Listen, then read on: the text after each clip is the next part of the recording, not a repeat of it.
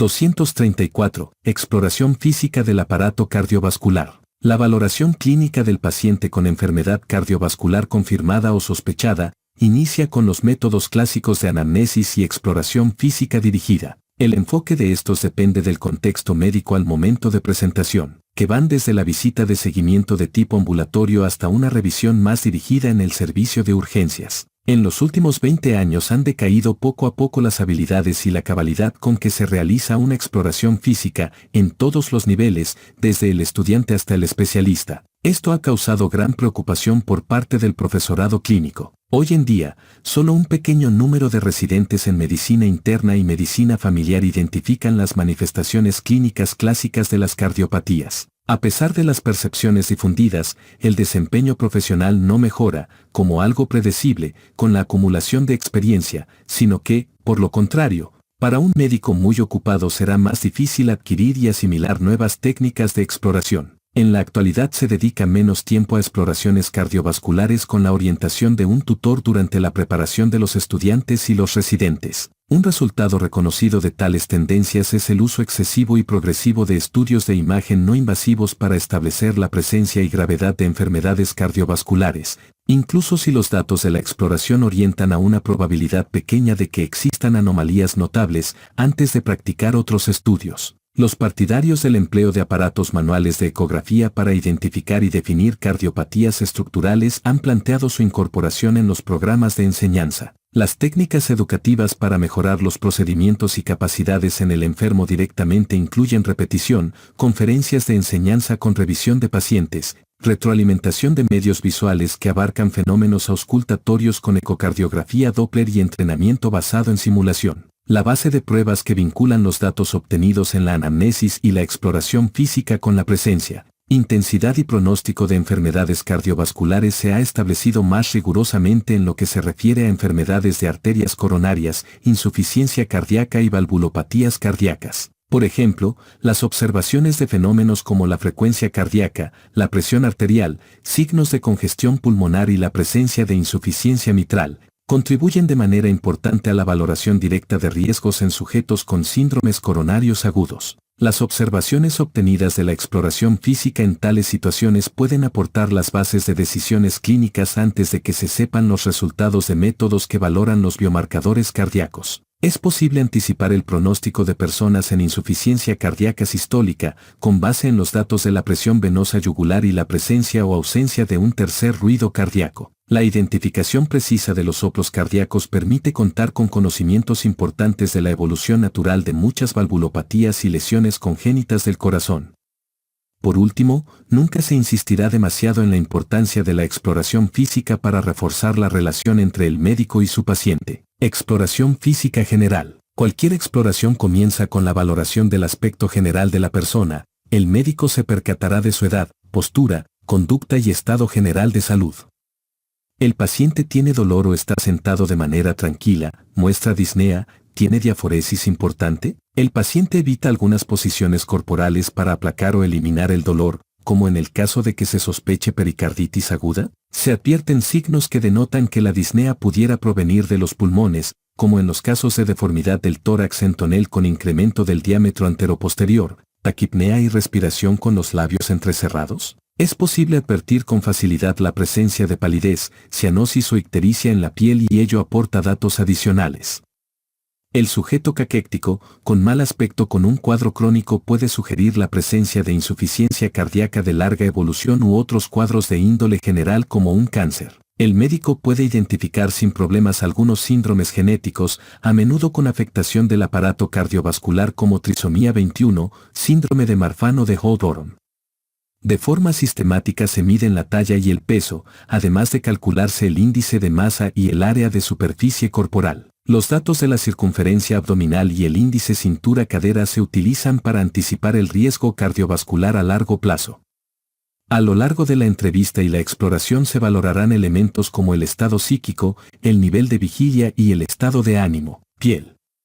La cianosis central aparece en caso de cortocircuitos intensos de derecha a izquierda a nivel del corazón o los pulmones, en los cuales la sangre desoxigenada pasa a la circulación general. A diferencia de ello, la cianosis periférica o acrocianosis suele provenir de la disminución del flujo sanguíneo a una extremidad por constricción de vasos finos, como se advierte en sujetos con insuficiencia cardíaca grave, en choque o con enfermedad vascular periférica. Puede ser agravada por el consumo de bloqueadores beta-adrenérgicos con vasoconstricción sin oposición mediada por alfa receptores. La cianosis diferencial denota la de tipo aislado que afecta a las extremidades inferiores, pero no las superiores en una persona con un conducto arterioso persistente de gran tamaño e hipertensión pulmonar secundaria con un cortocircuito de derecha a izquierda a nivel de un vaso sanguíneo de grueso calibre. Las telangiectasias hereditarias en los labios, la lengua y las mucosas, como parte del síndrome de Osler-Weber-Rendu, telangiectasia hemorrágica hereditaria, se asemejan a los nevos o telangiectasias aracniformes y pueden originar cortocircuitos de derecha a izquierda cuando también aparecen en los pulmones. También aparecen telangiectasias en la región malar en sujetos con estenosis mitral y esclerodermia avanzada.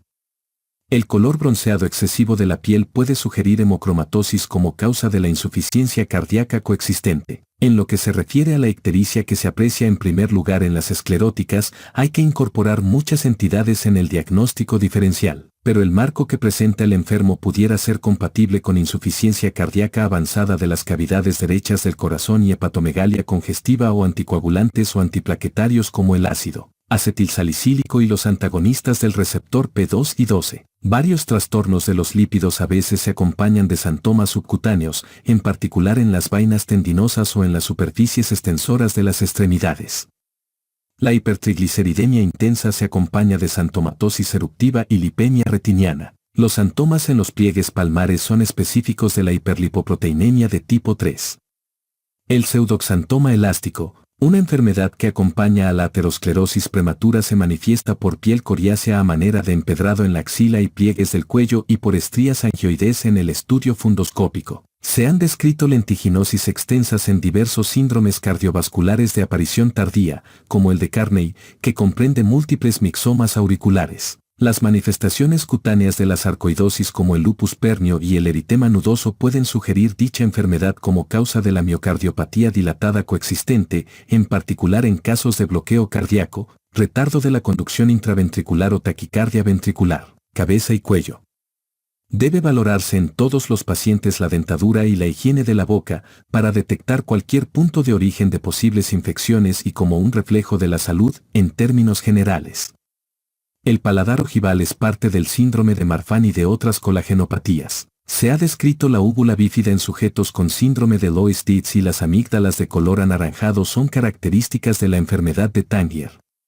También se han descrito en detalle las manifestaciones oculares del hipertiroidismo. Muchos sujetos con cardiopatías congénitas tienen también hipertelorismo, orejas de implantación baja o micrognatia. Las escleróticas azules son manifestación de la osteogénesis imperfecta.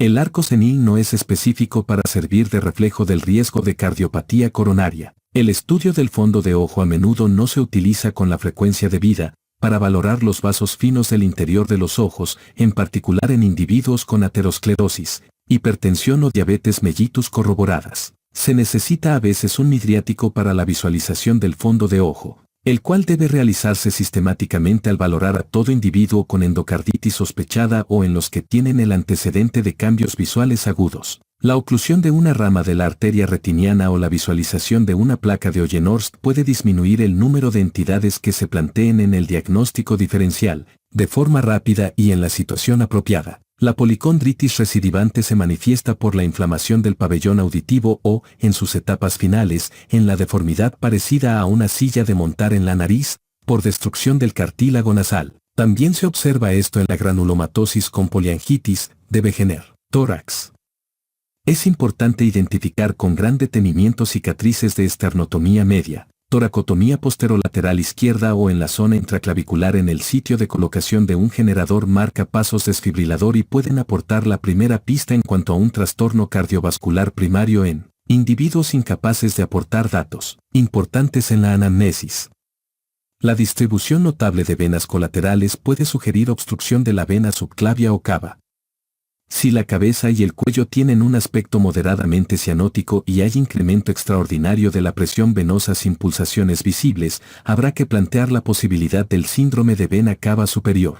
Se han descrito en detalle anomalías de la caja torácica en sujetos con colagenopatías. Estas incluyen tórax en quilla, pecho de pichón o en embudo, pecho excavado. La deformidad del tórax en tonel sugiere enfermedad pulmonar obstructiva, en particular cuando se acompaña de taquipnea, respiración con labios entrecerrados y el uso de músculos accesorios de la respiración. La presencia de la cifosis intensa característica y la flexión lumbar, pélvica y de rodilla compensatoria observada en la espondilitis anquilosante, debe obligar a la auscultación cuidadosa e inmediata en busca del soplo de la insuficiencia aórtica. El síndrome del dorso recto denota la pérdida de la cifosis normal de la columna torácica y se ha descrito en sujetos con prolapso de la válvula mitral y sus variantes.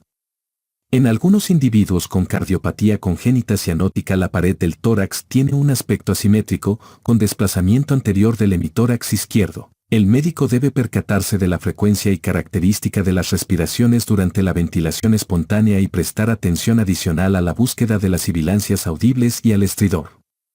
En la exploración de los campos pulmonares se pueden identificar ruidos adventicios que denoten edema pulmonar, neumonía o pleuritis. Abdomen. En algunos individuos con enfermedad pulmonar obstructiva en fase avanzada, el punto del impulso cardíaco máximo puede estar situado en el epigastrio. A menudo el hígado está agrandado, hepatomegalia, y doloroso a la palpación en sujetos con insuficiencia cardíaca crónica. Las pulsaciones sistólicas en el hígado denotan insuficiencia tricuspidea intensa. La esplenomegalia puede ser componente del cuadro de endocarditis infecciosa, en particular si los síntomas han persistido semanas o meses. La ascitis es una manifestación inespecífica, pero puede aparecer en la fase avanzada de la insuficiencia cardíaca crónica de las cavidades derechas del corazón, pericarditis constrictiva, cirrosis hepática o cánceres intraperitoneales. El incremento de la presión venosa yugular denota que tiene un origen cardiovascular. En sujetos no obesos de forma típica se puede palpar la aorta entre el epigastrio y la cicatriz umbilical.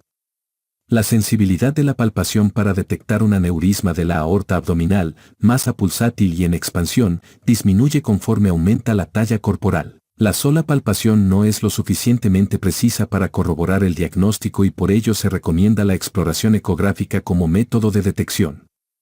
La presencia de un soplo arterial en el abdomen sugiere enfermedad aterosclerótica grave, aunque es difícil su localización precisa. Extremidades. Se pone atención a la temperatura y el color de las extremidades, presencia de hipocratismo digital, aracnodactilia y signos pertinentes en las uñas. El hipocratismo digital denota la presencia de un cortocircuito central de derecha a izquierda, aunque también se ha descrito en sujetos con endocarditis. Su aspecto varía desde la cianosis y el reblandecimiento de la base del lecho ungueal hasta la clásica pérdida del ángulo normal entre la base de la uña y la piel, hasta cambios del esqueleto y periósteo propios de la osteoartropatía hipertrófica que rara vez se advierten en sujetos en la fase avanzada de neumopatías o hepatopatías. Los individuos con el síndrome de Holt-Oram tienen un pulgar no oponente, digitalizado, que comparte características con los demás dedos, en tanto que las personas con el síndrome de Marfan pueden tener aracnodactilia y un signo positivo de las muñecas, superposición del pulgar y el meñique alrededor de la muñeca, o el signo del pulgar, protrusión del pulgar más allá de la cara cubital de la mano cuando se contraen los dedos sobre el pulgar como ocurre al apretar el puño. Las lesiones de Haneway propias de la endocarditis incluyen hemorragias levemente abultadas no dolorosas en palmas y plantas, en tanto que en los nódulos de Osler son prominencias que duelen al tocarlas, en la yema de los dedos de la mano o de los pies. Las hemorragias en astillas se identifican clásicamente en la forma de petequias lineales en la posición media del lecho ungueal y hay que diferenciarlas de las petequias traumáticas más comunes, que están más cerca del borde distal. El edema en las extremidades inferiores o en la zona presacra, en el marco de incremento de la presión venosa yugular, define la sobrecarga volumétrica y pudiera ser una manifestación de insuficiencia cardíaca crónica o de pericarditis constrictiva. El edema de las extremidades inferiores en caso de no haber aumento de la presión venosa yugular puede provenir de la hipoalbuminemia profunda como se observa en el síndrome nefrótico o la insuficiencia hepática. Otras causas incluyen obstrucción linfática o venosa o, con mayor frecuencia, de insuficiencia venosa como lo sugiere, todavía más, la aparición de varices, úlceras venosas, de forma típica situadas en la línea media, y zonas cutáneas parduzcas por depósito de hemosiderina, pierna ocre. El edema blando también aparece en sujetos en tratamiento con antagonistas del calcio dihidropiridínicos. El signo de Oman, dolor en la porción posterior de la pantorrilla con la dorsiflexión activa del pie contra resistencia, no es específico ni tiene sensibilidad para identificar la trombosis venosa profunda. La atrofia muscular o la desaparición de vello en la extremidad concuerda con la insuficiencia arterial grave o un trastorno neuromuscular primario. Exploración cardiovascular. Presión venosa yugular y trazo yugular. La presión venosa yugular es la medición más importante realizada de forma directa en el enfermo a partir de la cual se puede conocer el estado volumétrico de la circulación. Se prefiere a la vena yugular interna porque la externa tiene válvulas y no está directamente alineada con la vena cava superior ni con la aurícula derecha. Sin embargo, los estudiantes de medicina, residentes y médicos utilizan la valoración de la vena yugular externa para diferenciar entre las presiones venosas centrales altas y bajas. Es difícil la valoración precisa de la presión venosa central o la auricular derecha a partir de las mediciones directas de la onda venosa yugular. Por costumbre, la presión venosa se ha medido en la forma de la distancia vertical entre el punto más alto de la pulsación venosa yugular y el punto de inflexión external, ángulo de Lewis. Se considera anormal una distancia mayor de 4.5 centímetros con la elevación de 30 grados del lecho. No obstante, la distancia real entre la zona media de la aurícula derecha y el ángulo de Lewis varía de forma considerable en función de la talla corporal y del ángulo del cuerpo del paciente en la cual se hace la cuantificación, 30, 45 o 60 grados.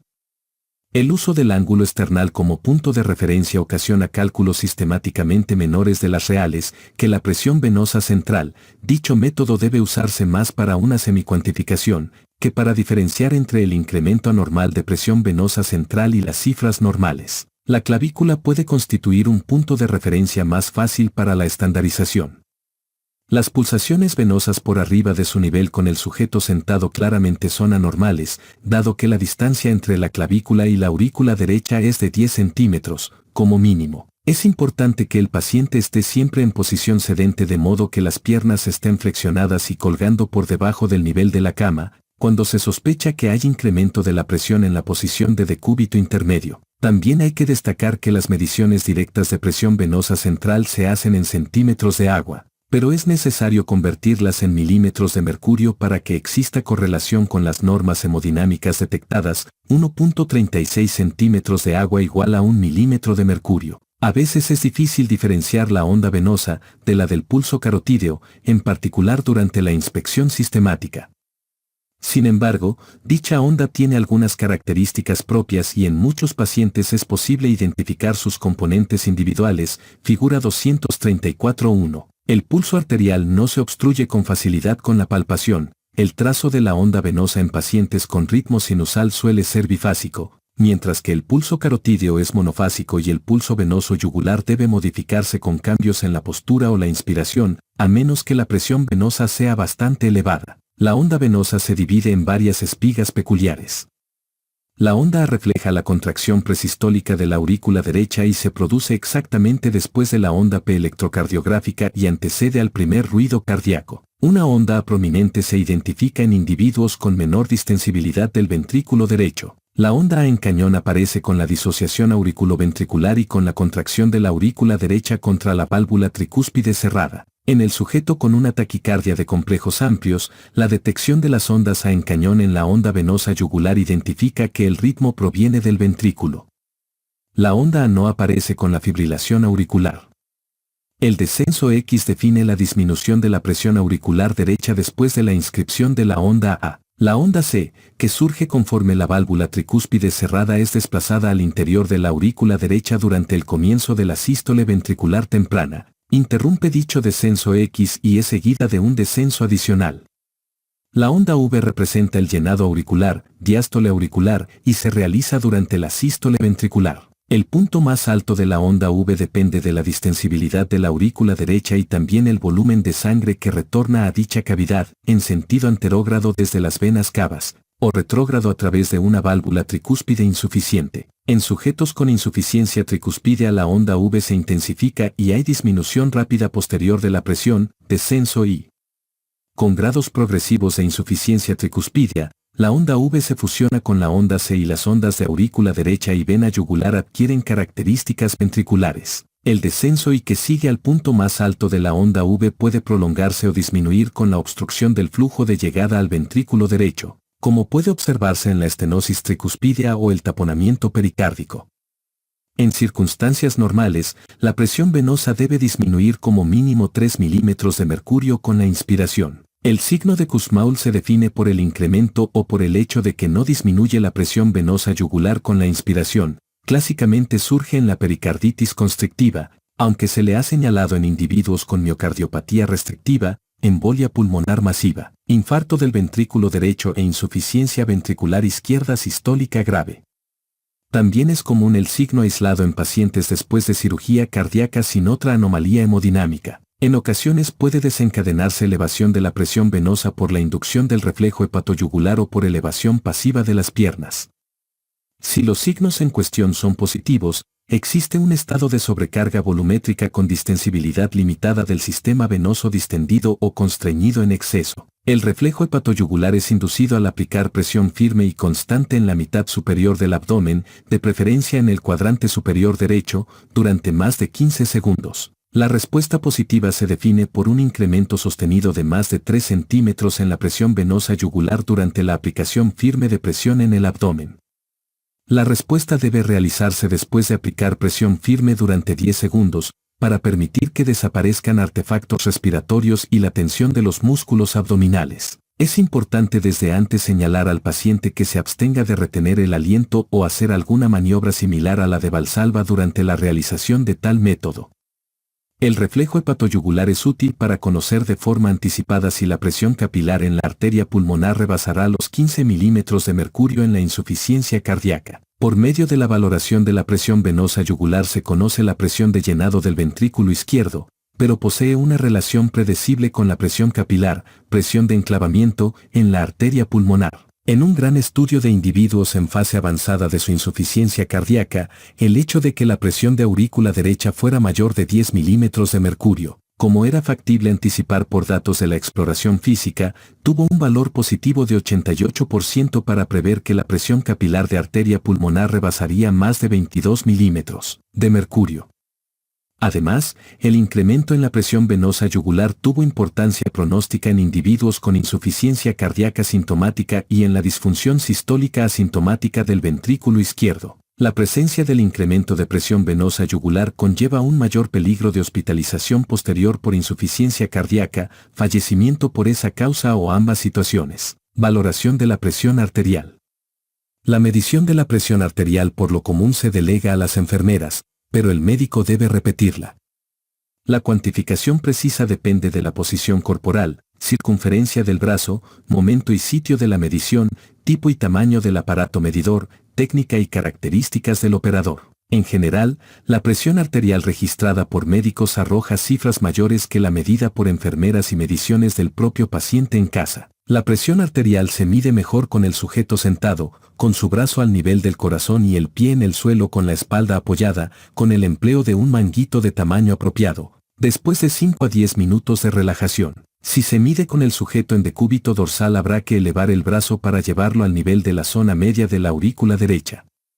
La longitud y anchura del depósito de caucho del manguito del aparato deben abarcar 80 y 40% de la circunferencia del brazo, de forma respectiva. Un error frecuente en la práctica es utilizar un manguito inadecuadamente pequeño, con lo cual se obtienen cifras excesivas de la presión verdadera, o bien un manguito demasiado grande, lo cual origina el resultado contrario, cálculo menor del real. El manguito debe inflarse para que llegue a 30 milímetros de mercurio por arriba de la presión sistólica esperada. La presión se libera con un ritmo de 2 a 3 milímetros de mercurio por segundo. Las presiones sistólica y diastólica se definen por la aparición y desaparición del primero y quinto ruidos de Korotkov, de forma respectiva. En individuos con insuficiencia aórtica crónica y grave o una gran fístula arteriovenosa por incremento de la desviación diastólica de sangre, se pueden registrar presiones diastólicas muy pequeñas, incluso 0 milímetros de mercurio. En tales circunstancias, habrá que registrar los ruidos de Korotkov en fases 4 y 5. La presión arterial se valora mejor al nivel de la arteria humeral, aunque se le mide a veces al nivel de los pulsos radial, popliteo o pedio. En general, cuanto más distales sean las arterias, habrá incremento de la presión sistólica y decremento de la diastólica. La presión arterial debe medirse en ambas extremidades superiores y la diferencia debe ser menor de 10 milímetros de mercurio.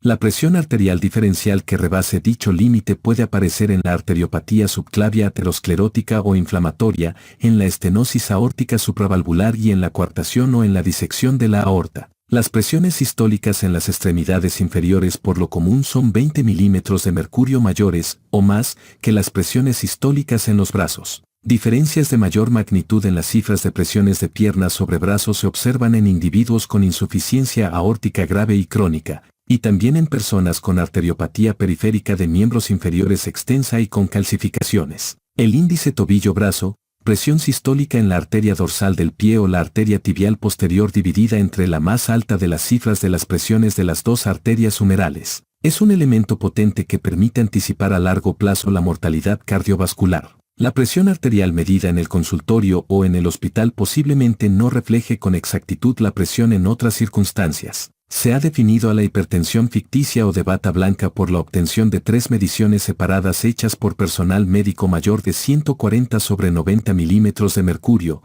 cuando menos, y como mínimo 2 mediciones hechas en un entorno no clínico menores de 140/90 milímetros de mercurio, sin que exista prueba de daño en órganos efectores.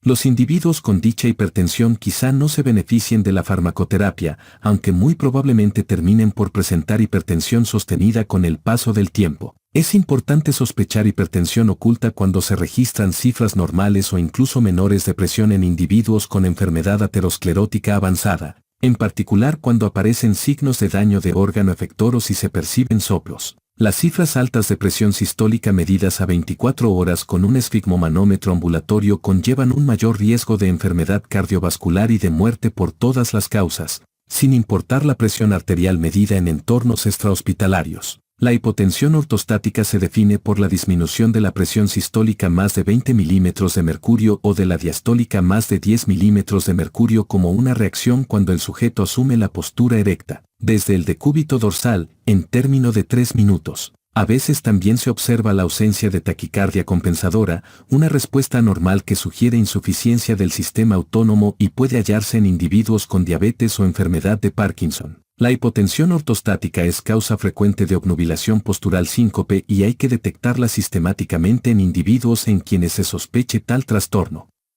Puede ser exacerbada por la senectud, la deshidratación, algunos medicamentos, alimentos, mala condición física, temperatura y humedad ambientales. Pulso arterial. El pulso de la arteria carótida surge exactamente después del pulso aórtico ascendente. Este último pulso se advierte mejor en el epigastrio, exactamente por arriba de la cicatriz umbilical. El operador debe valorar de forma habitual los pulsos de arterias periféricas que incluyen la subclavia, humeral, radial, cubital, femoral, poplitea, dorsal del pie y la tibial posterior. En individuos en quienes se sospecha la presencia de arteritis temporal o polimialgia reumática, también hay que examinar las arterias temporales. Es posible que incluso en 10% de sujetos sanos no se palpen 2 de los pulsos pedios, pero el par de valoraciones deben ser simétricas. La integridad del sistema de los arcos palmares se valora con la prueba de Allen que se practica de modo sistemático antes de valorar instrumentalmente la arteria radial. El operador debe buscar al explorar los pulsos, su simetría, volumen, momento del ciclo cardíaco en que ocurren, contorno, amplitud y duración. Si es necesario, la auscultación simultánea del corazón permitirá identificar un retraso en la llegada de un pulso arterial. La palpación simultánea de los pulsos radial y femoral puede señalar un retraso femoral en un sujeto con hipertensión y sospecha de coartación aórtica.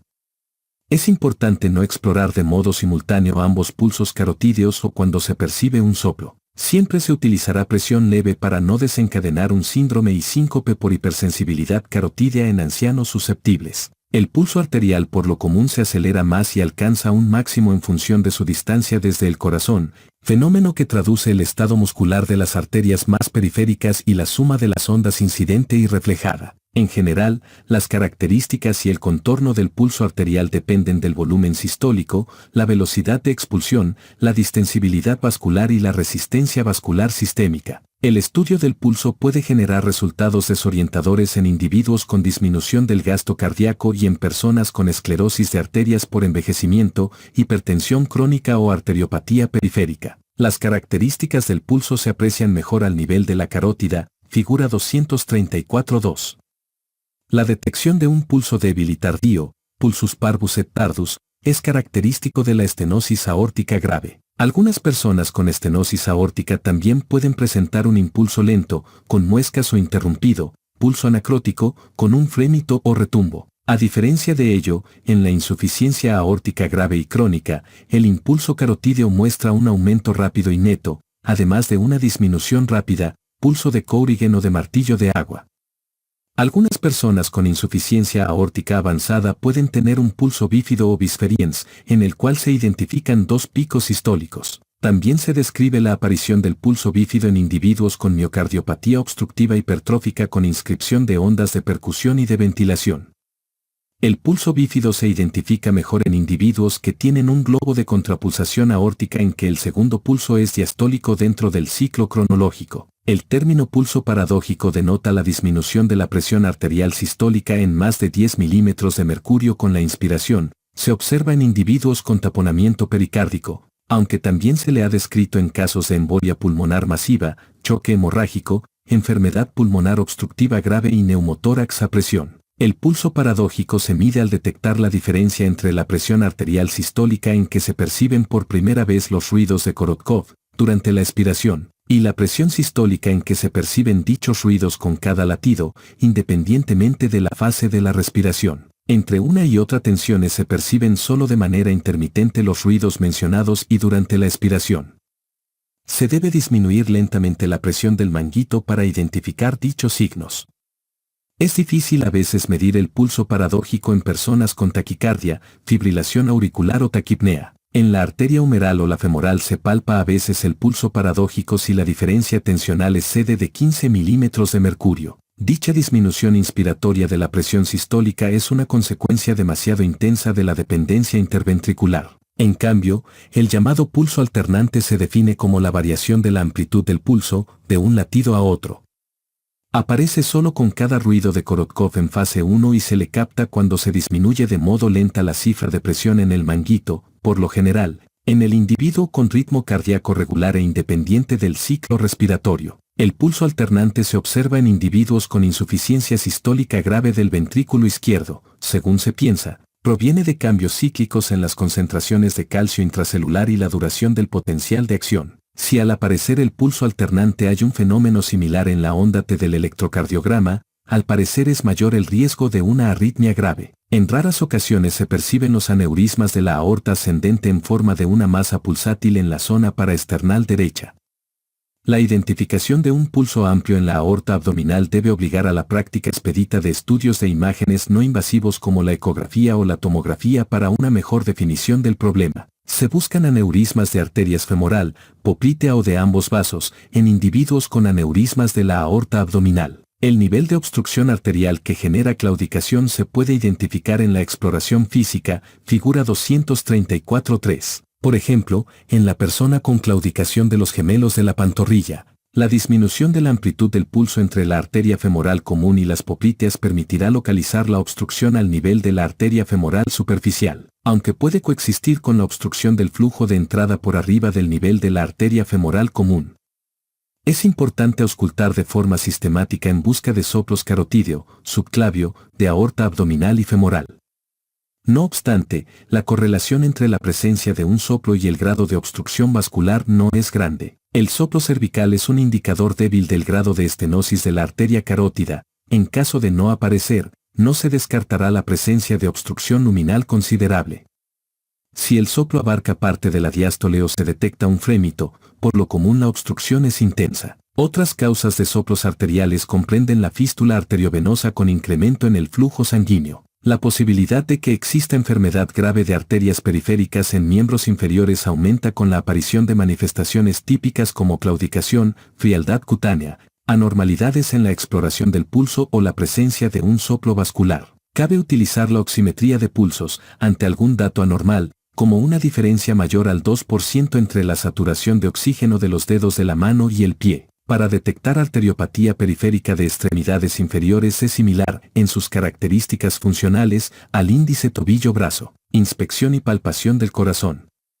El choque de punta del ventrículo izquierdo puede ser visible en la línea mesoclavicular al nivel del quinto espacio intercostal en adultos delgados y con tórax angosto.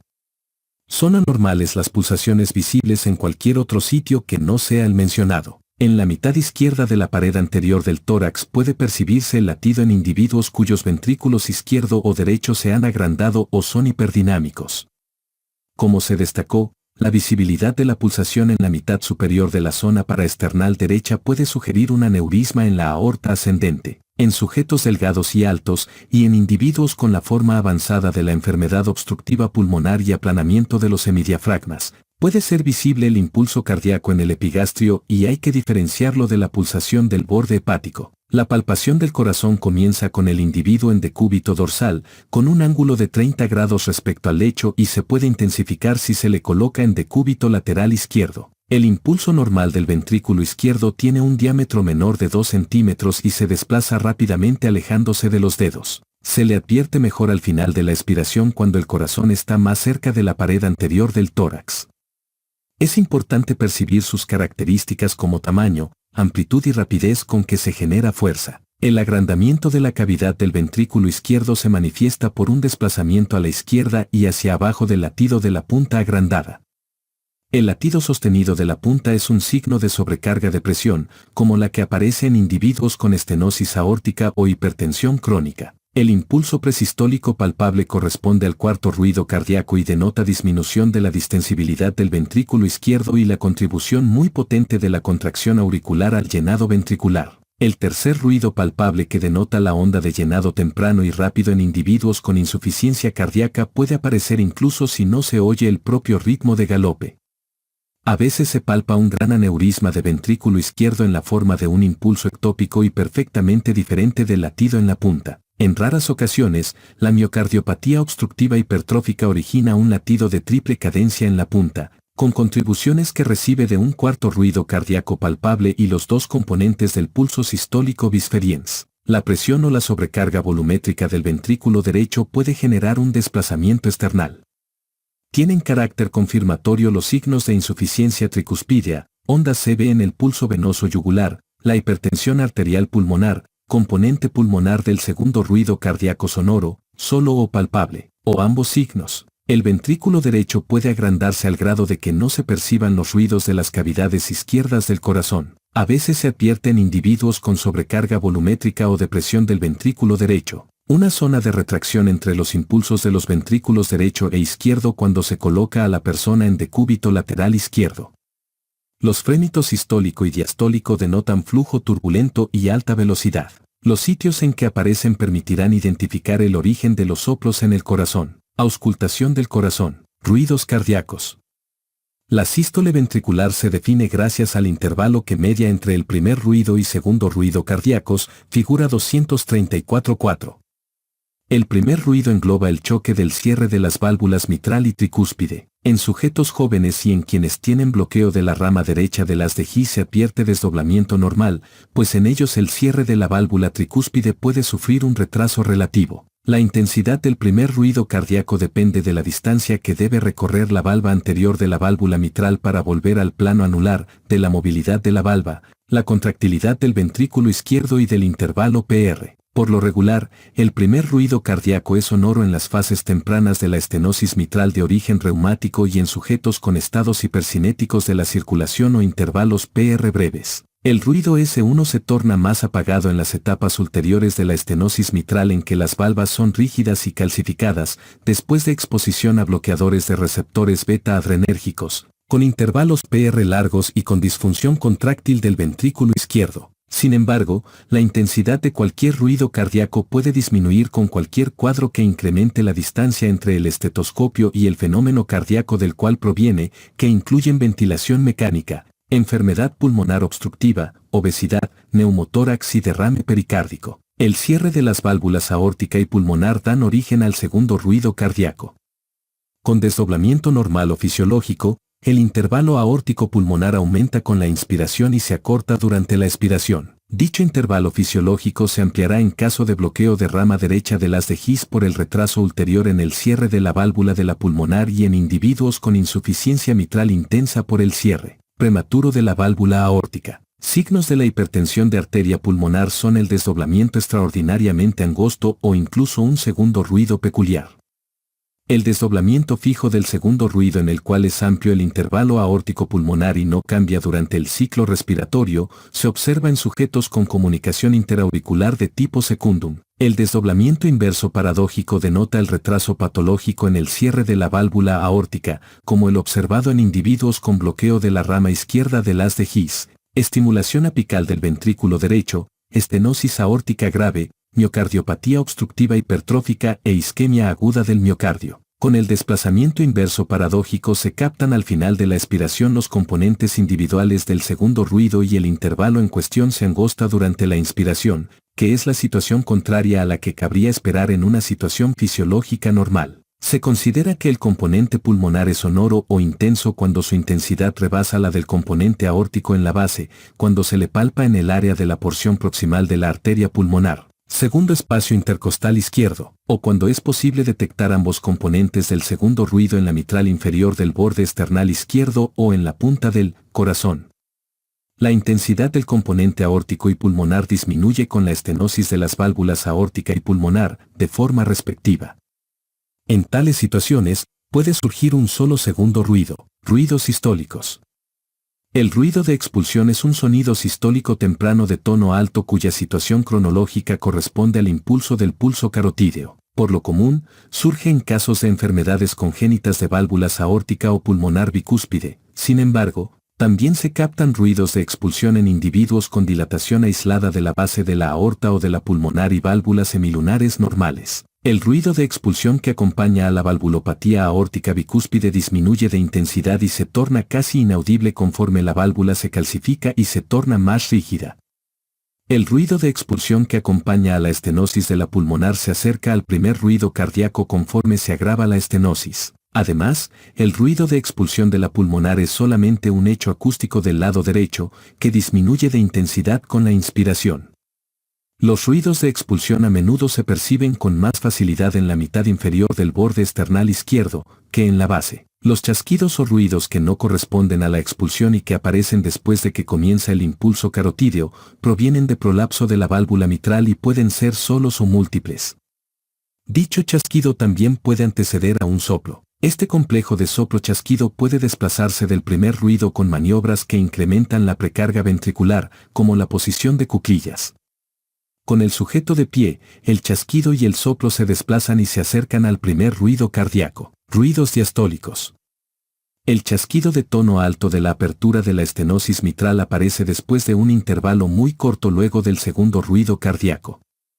El intervalo componente aórtico del segundo ruido cardíaco chasquido de apertura es inversamente proporcional al gradiente tensional diastólico entre la aurícula y el ventrículo izquierdo. La intensidad del primer ruido cardíaco y chasquido de apertura de la estenosis mitral disminuye con la calcificación progresiva y rigidez de la valva anterior de la mitral. El choque pericárdico también es de tono alto y aparece un poco después el chasquido de apertura. En la escala cronológica corresponde a la interrupción repentina de la expansión ventricular después de abrirse la válvula tricúspide y también hay un descenso y exagerado como aparece en la onda venosa yugular en individuos con pericarditis constrictiva. El ruido de tono bajo que origina al caer un tumor apenas se percibe en sujetos con mixoma auricular, se le advierte solo en algunas posiciones y surge por el prolapso diastólico del tumor a través de la válvula mitral. El tercer ruido cardíaco aparece durante la fase de llenado rápido de la diástole ventricular. Constituye un signo normal en niños, adolescentes y adultos jóvenes, no obstante, en adultos mayores y ancianos denota insuficiencia cardíaca. Un tercer ruido del lado izquierdo tiene tono bajo y se percibe mejor en la punta del ventrículo izquierdo. Un tercer ruido del lado derecho se escucha mejor en la mitad inferior del borde esternal izquierdo y se torna más intenso con la inspiración.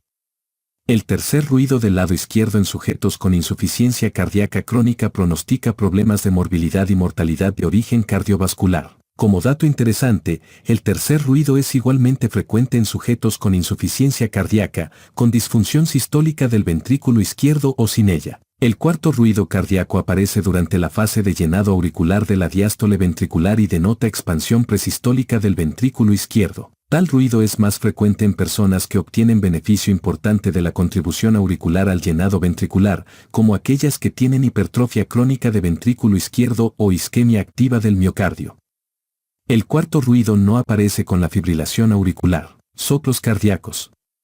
Los soplos cardíacos son resultado de vibraciones audibles que aparecen por la mayor turbulencia del flujo sanguíneo y que se les define por el punto que ocupan en la escala cronológica dentro del ciclo cardíaco. No todos ellos denotan algún trastorno estructural del corazón y la identificación precisa entre soplos sistólicos benignos o funcionales a menudo evita la necesidad de practicar más estudios en personas sanas. La duración, frecuencia, configuración e intensidad de un soplo dependen de la magnitud, variabilidad y duración del gradiente de presión entre las dos cavidades del corazón, los dos ventrículos o los ventrículos y sus grandes arterias respectivas. La intensidad de un soplo se clasifica en una escala de 1 a 6, en los soplos de 4 grados de intensidad hay un frémito.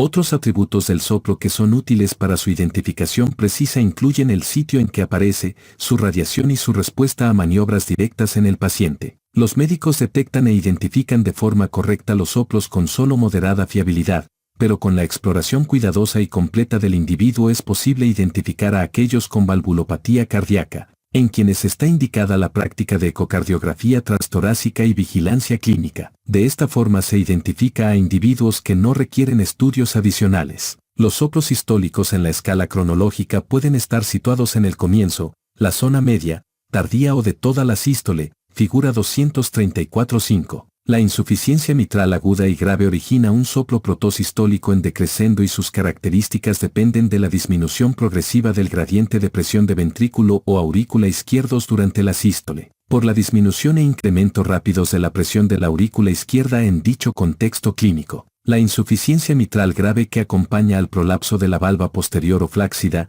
irradia en sentido anterior y a la base, donde se le confunde con el soplo de la estenosis aórtica.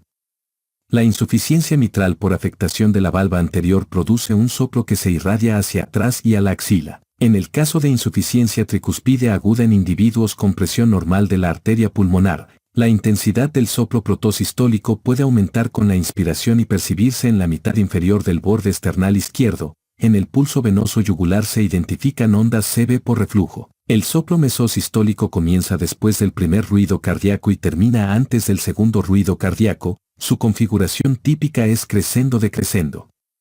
La causa más común de dicho soplo en el adulto es la estenosis de la válvula aórtica. Suele ser difícil valorar la gravedad de la lesión valvular con base en los datos de la exploración física, sobre todo en ancianos hipertensos con rigidez de arterias carótidas o en pacientes con bajo gasto cardíaco en quienes la intensidad del soplo sistólico puede ser muy bajo, lo que causa confusión. Entre los signos de la exploración que son compatibles con estenosis aórtica grave están el pulso parvus et tardus de carótida, un soplo mesosistólico que alcanza tardíamente su mayor intensidad, de grado mayor a 3, ruido del componente aórtico del segundo ruido cardíaco suave, choque de punta sostenido del ventrículo izquierdo y un ruido S4. A veces es difícil diferenciar la esclerosis aórtica de los grados más avanzados de estenosis valvular. La primera se define por el engrosamiento y calcificación focales de las valvas de la válvula aórtica que no alcanzan intensidad suficiente para causar obstrucción. Dichos cambios valvulares surgen junto con una velocidad de flujo a través de la válvula aórtica, medida con Doppler, de menos de 2.5 metros por segundo. Los individuos con esclerosis aórtica suelen tener soplos mesosistólicos de grado 2 o 3, idénticos en sus características acústicas a los soplos que se perciben en individuos con grados más avanzados de estenosis aórtica. Otras causas de soplo mesosistólico incluyen estenosis de la válvula pulmonar, con ruido de expulsión o sin él, miocardiopatía obstructiva hipertrófica, mayor flujo sanguíneo pulmonar en individuos con grandes comunicaciones interauriculares y cortocircuito de izquierda a derecha y algunos estados en que se acelera el flujo sanguíneo sin que exista alguna cardiopatía estructural, como fiebre, tirotoxicosis, embarazo, anemia y en el niño adolescente sano. El soplo de la miocardiopatía obstructiva hipertrófica posee características de obstrucción del flujo a través del infundíbulo ventricular izquierdo y de insuficiencia mitral, como cabría esperar de los conocimientos sobre la fisiopatología de sus trastornos. Es posible diferenciar el soplo sistólico propio de miocardiopatía obstructiva hipertrófica del de otras causas, con base en su reacción a maniobras directas en el enfermo como son la de Valsalva, la elevación pasiva de las piernas y alternar la posición de pie con la de cuclillas. En general, el soplo se intensifica con maniobras que disminuyan la precarga de ventrículo izquierdo o que incrementen la contractilidad de este, en tanto que las maniobras que aumenten la precarga o la poscarga de tal ventrículo harán que disminuya la intensidad del soplo. Sobre tal base, el soplo sistólico de miocardiopatía obstructiva hipertrófica se torna más ruidoso o intenso durante la maniobra de Valsalva y después de asumir con rapidez la posición de bipedestación después de estar en cuclillas. El soplo disminuye de intensidad con la elevación pasiva de las piernas y cuando el paciente adopta la posición de cuclillas. De manera típica, el soplo de la estenosis aórtica es más intenso en el segundo espacio intercostal con irradiación a las carótidas, en tanto que el soplo de miocardiopatía obstructiva hipertrófica se percibe mejor entre la mitad inferior del borde esternal izquierdo y la punta del corazón. El soplo de estenosis de la pulmonar se capta mejor en el segundo espacio intercostal izquierdo. El soplo mesosistólico, que surge con la intensificación del flujo a la pulmonar en el marco de una gran comunicación interauricular, por lo común es más intenso en la zona media del borde esternal izquierdo. El soplo telesistólico que se percibe mejor en la punta, denota prolapso de la válvula mitral. Como se comentó antes, el soplo podría anteceder a un chasquido de expulsión, aunque no siempre ocurre. La irradiación diferencial del soplo, como se describió antes, identifica la valva específica afectada por el proceso mixomatoso. El complejo de chasquido-soplo se comporta de manera direccional, tal como lo hace el soplo de miocardiopatía obstructiva hipertrófica durante la maniobra de Valsalva y las de estar de pie y pasar a la de cuclillas. Figura 234-6. El soplo de prolapso de la válvula mitral se identifica por el chasquido acompañante que no corresponde a la expulsión. Los soplos holosistólicos tienen una configuración en meseta y reflejan un gradiente de presión continuo y amplio del ventrículo y la aurícula izquierdos, en el caso de una insuficiencia mitral crónica. Los ventrículos izquierdo y derecho con comunicación interventricular y el ventrículo y la aurícula derechos con insuficiencia tricuspidea. A diferencia de la insuficiencia mitral aguda, en su forma crónica hay agrandamiento de la aurícula izquierda, en tanto que su distensibilidad es normal o mayor, al grado de que cualquier incremento en la presión de aurícula izquierda, por pequeño que sea, podrá incrementar el volumen de reflujo. El soplo por insuficiencia mitral se capta mejor en la punta del corazón. La intensidad del soplo aumenta con maniobras que incrementan la poscarga del ventrículo izquierdo, como la prensión manual sostenida. El soplo de la comunicación interventricular sin hipertensión notable de la arteria pulmonar es holosistólico y alcanza su máxima intensidad en la zona media del borde esternal izquierdo, donde suele aparecer un frémito. El soplo de insuficiencia tricuspidea, el más sonoro en la mitad inferior del borde esternal izquierdo, incrementa de intensidad con la inspiración, signo de Carballo, y se acompaña de ondas CB visibles en el trazo venoso yugular y en ocasiones, de hepatomegalia pulsátil. Soplos diastólicos.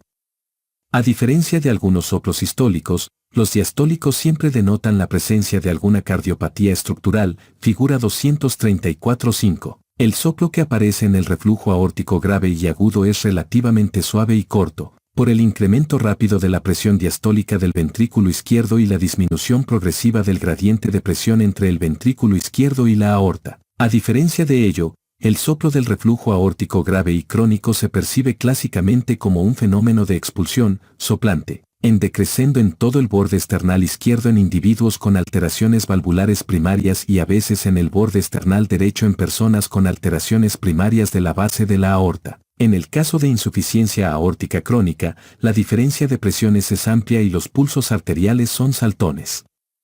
Los dos signos de desviación diastólica notable no se observan en la fase aguda. El soplo de insuficiencia pulmonar también se percibe en el borde esternal izquierdo. Proviene más a menudo de hipertensión de la pulmonar y agrandamiento del anillo de la válvula homónima. El segundo ruido es único e intenso y a veces se palpa. Se advierte un impulso ascendente ventricular derecho paraesternal que denota sobrecarga crónica de presión del ventrículo derecho. Aparece un soplo de insuficiencia pulmonar menos impresionante después de reparar la tetralogía de Fallot o la atresia de la válvula pulmonar.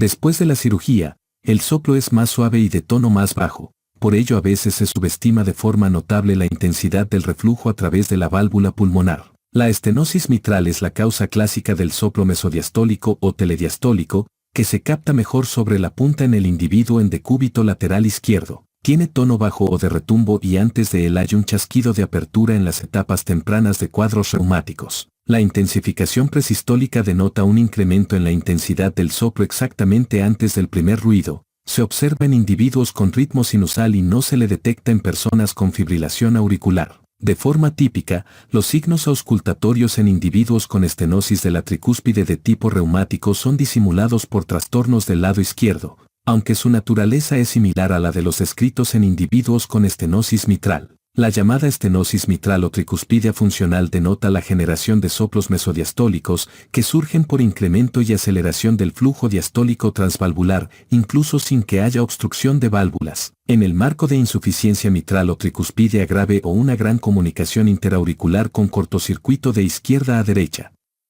El soplo de Ostenflend de la insuficiencia aórtica grave y crónica tiene tono bajo, es mesodiastólico o telediastólico apical y a veces se confunde con el soplo de estenosis mitral. Dicho soplo por lo regular muestra menor intensidad después que el individuo se expone a los vasodilatadores, en tanto que el soplo de estenosis mitral puede acompañarse de un chasquido de apertura y también se intensifica después del uso de vasodilatadores, porque en este caso aumenta el gasto cardíaco. Entre las causas poco usuales del soplo mesodiastólico están el mixoma auricular, el bloqueo cardíaco completo y la valvulitis reumática aguda de la mitral. Soplo continuo.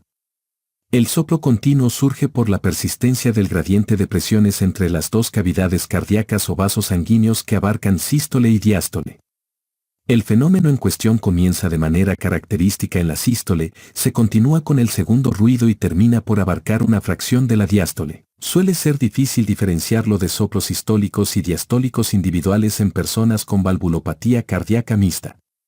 El ejemplo de un soplo continuo es el que se ausculta en caso de persistencia del conducto arterioso, que por lo común se percibe en el segundo o tercer espacio intercostal a una distancia mínima desde el borde esternal. Otras causas del soplo continuo comprenden la rotura del aneurisma del seno de Valsalva, con aparición de una fístula entre la aorta y la aurícula o el ventrículo derecho, una fístula arteriovenosa coronaria o de un gran vaso y otra fístula arteriovenosa elaborada para acceso para procedimientos de hemodiálisis. Se conocen dos tipos de soplos continuos benignos. El soplo venoso cervical se percibe en niños o adolescentes en el hueco supraclavicular. Puede ser obliterado con la presión firme sobre el diafragma del estetoscopio, en particular cuando la persona gira la cabeza hacia el médico. El soplo mamario del embarazo depende del incremento del flujo arterial por las mamas ingurgitadas. El componente diastólico del soplo se puede obliterar con la presión firme aplicada al estetoscopio. Auscultación dinámica. La precisión diagnóstica mejora si se practican maniobras sencillas directas para identificar soplos cardíacos y definir su importancia. Cuadro 234.1. Salvo el ruido de expulsión de la pulmonar, los fenómenos del lado derecho muestran una mayor intensidad con la inspiración y disminuyen con la expiración. Los fenómenos del lado izquierdo son contrarios en este sentido. Sensibilidad de 100% y especificidad de 88%. Como se comentó, la intensidad de los soplos que surgen en insuficiencias mitral, aórtica y comunicación interventricular se acrecentarán en respuesta a maniobras que incrementan la poscarga del ventrículo izquierdo, como la presión manual y el uso de vasopresores. La intensidad de los soplos disminuirá después de administrar fármacos vasodilatadores. La posición de cuclillas se acompaña de un incremento repentino en la precarga y la poscarga del ventrículo izquierdo, en tanto que la adopción rápida de la bipedestación hace que disminuya inmediatamente la precarga. En personas con prolapso de la válvula mitral, el chasquido y el soplo se alejan del primer ruido cardíaco cuando el sujeto se coloca en cuclillas, por el retraso en el comienzo del prolapso de la valva con mayores volúmenes ventriculares. Sin embargo, si la persona se pone de pie con rapidez, el chasquido y el soplo se acercarán al primer ruido, porque el prolapso se produce más tempranamente en la sístole, con una dimensión menor de la cavidad cardíaca. Es similar el comportamiento del soplo de miocardiopatía obstructiva hipertrófica que disminuye de intensidad y de duración si la persona se coloca en cuclillas. Sensibilidad de 95% y especificidad de 85%, y cuando el individuo se pone de pie con rapidez se torna más intenso y rápido. Sensibilidad de 95% y especificidad de 84%. El cambio de intensidad del soplo sistólico en el primer latido después de un extrasístole o en el latido después de un largo ciclo en individuos con fibrilación auricular sugieren estenosis de la válvula aórtica y no insuficiencia mitral, en particular ancianos en quienes el soplo de estenosis aórtica puede ser transmitido con claridad hacia la punta, efecto de Gallabardín. A pesar de ello, hay que destacar que el soplo sistólico en miocardiopatía obstructiva hipertrófica también aumenta de intensidad en el latido anterior a la extrasístole. Dicho incremento de la intensidad en cualquier soplo del infundíbulo del ventrículo izquierdo en el latido siguiente a un extrasístole depende de los efectos de un mayor llenado del ventrículo izquierdo, por el periodo diastólico más largo, y la potenciación post-extrasistólica de la función contráctil del ventrículo izquierdo, todo en combinación. En ambos casos se acelera el flujo anterógrado, lo cual hará que aumente el gradiente a través del infundíbulo del ventrículo izquierdo, dinámico o fijo, con un soplo sistólico más intenso. Al contrario, la intensidad del soplo de insuficiencia mitral no cambia en el latido siguiente a un extrasístole, porque hay muy poco cambio en el gradiente de presión casi constante en el ventrículo izquierdo con la presión de la aurícula izquierda o existe alteración adicional en el flujo a través de la válvula mitral. Los ejercicios hechos en la cabecera del enfermo a veces se realizan para incrementar el gasto cardíaco y, como aspecto secundario, para intensificar los soplos sistólico y diastólico. Muchos de los soplos del lado izquierdo disminuyen de intensidad y duración durante la fase de esfuerzo de la maniobra de Valsalva. Los soplos que surgen con prolapso de la válvula mitral y miocardiopatía obstructiva hipertrófica constituyen las dos excepciones notables. La maniobra de Valsalva también se utiliza para valorar la integridad del corazón y los vasos en la insuficiencia cardíaca avanzada. Prótesis valvulares.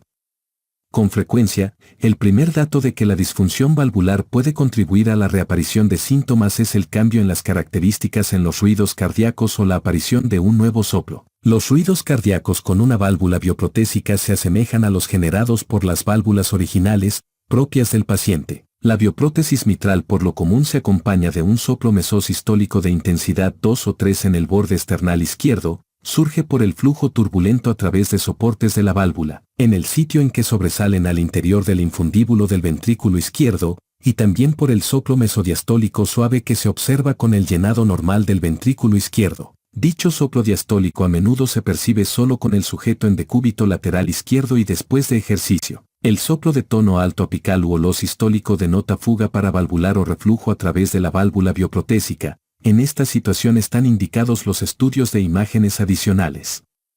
El estado del sujeto puede deteriorarse con rapidez después de que se manifiesta por primera vez la falla de la válvula bioprotésica. La válvula biológica en la posición aórtica siempre se acompaña de un soplo mesosistólico de grado 2 a 3 en la base y por debajo de la escotadura suprasternal. El soplo diastólico de insuficiencia aórtica es anormal en cualquier circunstancia. La disfunción mecánica de la válvula puede ser sugerida por primera vez por la disminución de la intensidad del ruido de abertura o de cierre.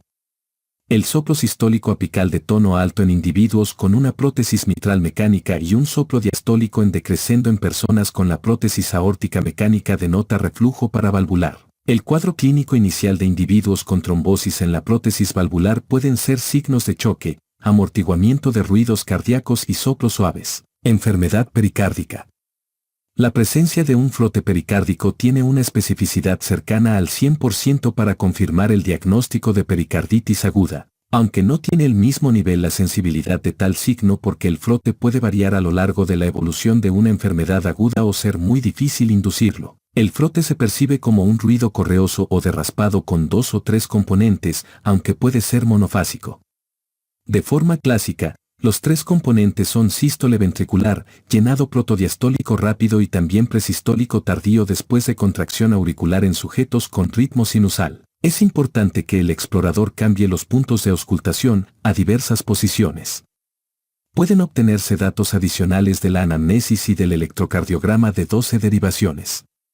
De forma típica el flote desaparece conforme aumenta el volumen de cualquier derrame pericárdico. El taponamiento pericárdico se diagnostica con sensibilidad de 98%, especificidad de 83% y razón de posibilidades positivas de 5.9. Intervalos de confianza de 95%, de 2.4 a 14, por un pulso paradójico que rebasa los 12 milímetros de mercurio en una persona con un gran derrame pericárdico. Los signos de la exploración física se integran con los síntomas obtenidos con la anamnesis cuidadosa, para elaborar un diagnóstico diferencial apropiado y seguir con las valoraciones imagenológicas y de laboratorio indicados. La exploración física es un componente indispensable del algoritmo diagnóstico y en casos especiales inclusive puede orientar en el pronóstico. Los intentos de entrenamiento para mejorar la competencia clínica al final crearán un ahorro de costos, en particular si los datos de la exploración física influyen en las indicaciones para realizar estudios de imágenes.